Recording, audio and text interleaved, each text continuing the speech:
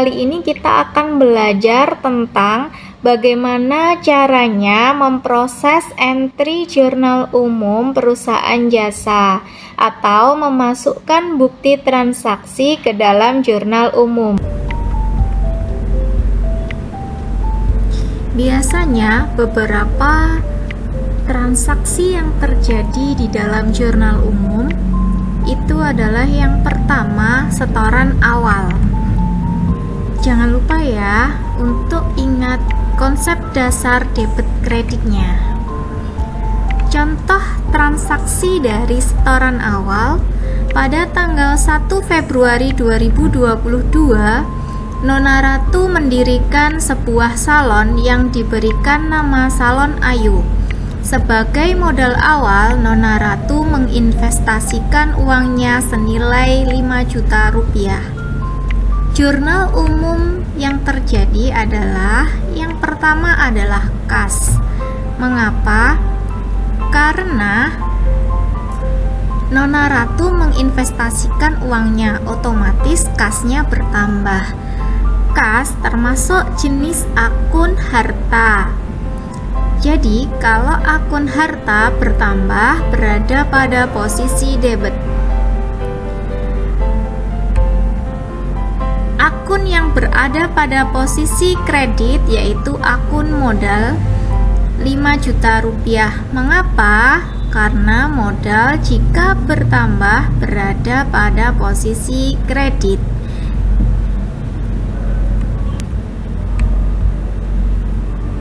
Transaksi yang kedua adalah pembelian peralatan atau perlengkapan secara tunai.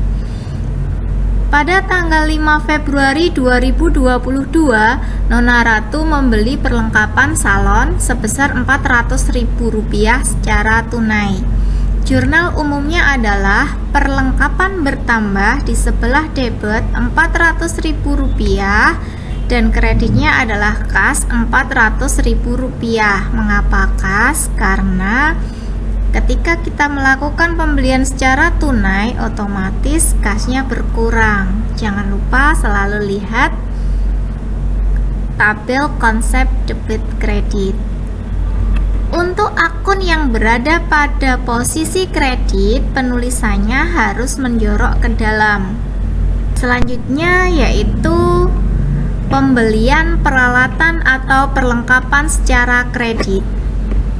Pada tanggal 8 Februari 2022, Nona Ratu membeli peralatan salon sebesar Rp200.000 secara kredit. Jurnal umumnya adalah peralatan bertambah sebelah debit Rp200.000, kreditnya adalah hutang Rp200.000. Hutang jika bertambah ada pada posisi kredit. Jadi Nona Ratu membeli peralatan salon secara kredit, otomatis hutang dari Salon Ayu Selanjutnya adalah pendapatan tunai. Pada tanggal 10 Februari 2022, Nona Ratu mengerjakan sebuah pekerjaan smoothing. Untuk itu, dia mendapatkan upah sebesar Rp200.000 secara tunai.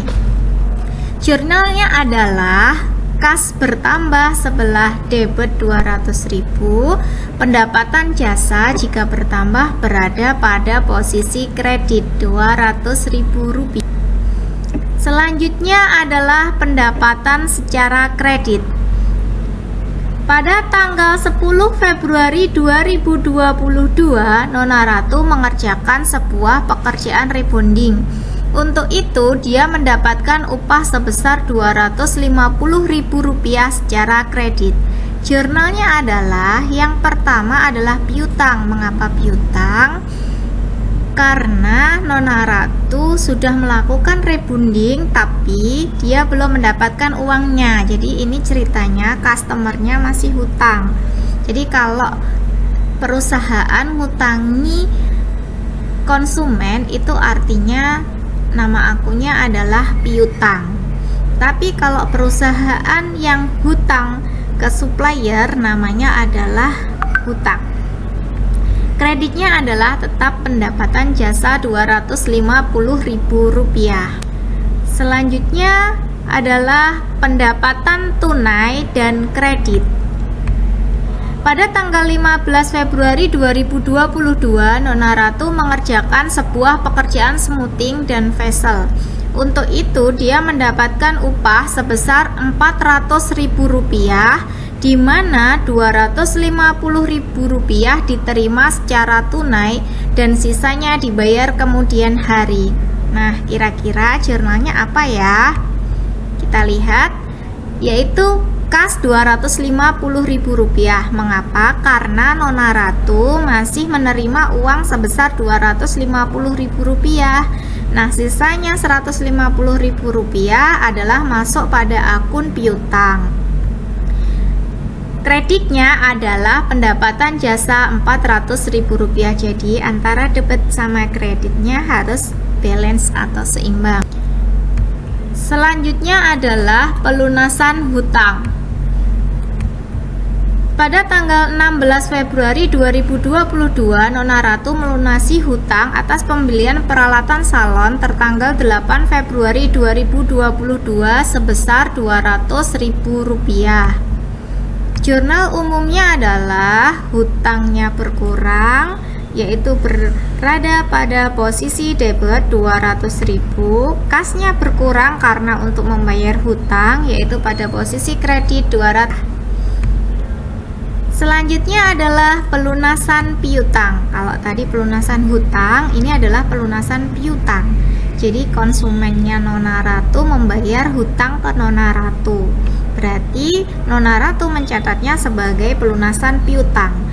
Contohnya adalah pada tanggal 18 Februari 2022, Nona Ratu menerima pelunasan piutang dari customer tertanggal 10 Februari 2022 senilai Rp250.000. Jurnalnya adalah kasnya bertambah Rp250.000 dikarenakan Nona Ratu menerima uang dari konsumen. Kreditnya adalah piutang Rp250.000. Jadi piutangnya konsumen berkurang Rp250.000. Selanjutnya adalah pembayaran premi asuransi, iklan, dan sewa. Nah, asuransi, iklan, dan sewa bisa dianggap sebagai harta milik kita apabila dibayar selama 1 tahun. Logikanya seperti ini. Misalkan kita membayar uang sewa gedung selama 1 tahun. Nah, dalam 1 tahun itu gedung itu menjadi milik kita, milik sewa. Tapi dianggap sebagai beban jika dibayarkan pada bulan tertentu. Misalkan hanya untuk membayar 1 bulan. Nah, itu nanti menulisnya akun adalah beban. Tetapi kalau dibayar 1 tahun, seperti contoh pada tanggal 19 Februari, Nona Ratu membayar asuransi untuk masa 1 tahun senilai Rp1.000.000. Jurnalnya adalah asuransi dibayar di muka Rp1.000.000, kasnya berkurang karena untuk membayar asuransi sebesar Rp1.000.000. Kemudian pembayaran beban, yaitu ada gaji, asuransi, iklan, dan sewa. Nah, ini yang dianggap sebagai beban tadi ya. Pada tanggal 21 Februari 2022, Nona Ratu membayar upah untuk 2 orang karyawan salon masing-masing sebesar Rp700.000. Karena karyawannya ada 2, jika masing-masing 700, berarti Nona Ratu membayar sebesar Rp1.400.000. Jurnalnya adalah beban gaji Rp1.400.000, kasnya Rp1.400.000 karena uangnya berkurang ya. Jadi kasnya berada di sebelah kredit. Lanjut adalah brief. Brief itu adalah kepentingan pribadi pemilik usaha. 2 Februari 2022, Nona Ratu mengambil uang dari usahanya untuk keperluan pribadi sebesar Rp500.000. Jurnalnya adalah Rp500.000, kasnya berkurang Rp500.000. Terima kasih, semoga membantu.